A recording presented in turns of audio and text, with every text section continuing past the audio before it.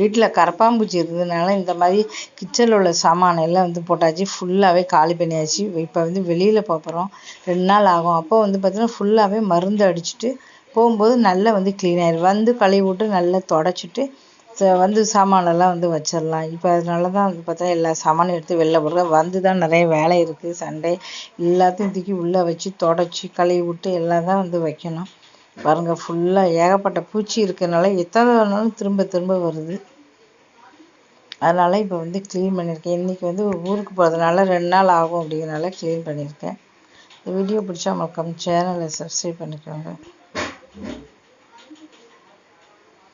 பாருங்கள் எப்படி வந்து ஃபுல்லாகவே நம்ம இப்படி க்ளீன் பண்ணி வச்சுட்டோம்னா தான் காக்ரோச்சில் வந்து பார்த்தா நிறைய வந்து போகும். நம்ம சாமான் இருந்தால் அவ்வளோ வந்து போகாது.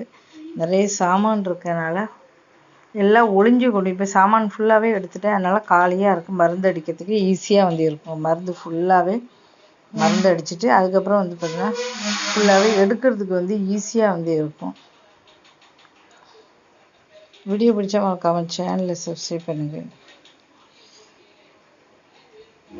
இப்போ காலியாகிடுச்சு. இப்போ வந்து நமக்கு அந்த ஸ்மெல்லும் வந்து இருக்க முடியாது. இப்போ வெளியில் போகிறதுனால நம்ம 2 நாள் போயிடுவோம். அப்போ 2 நாள் இந்த வீட்டில் நல்ல ஸ்மெல் இருக்கும். அப்போ ஸ்மெல்லு 2 நாள் இருக்கும்போது நல்லா வந்து பார்த்தீங்கன்னா பூச்சிகள்லாம் வந்து போயிடும்.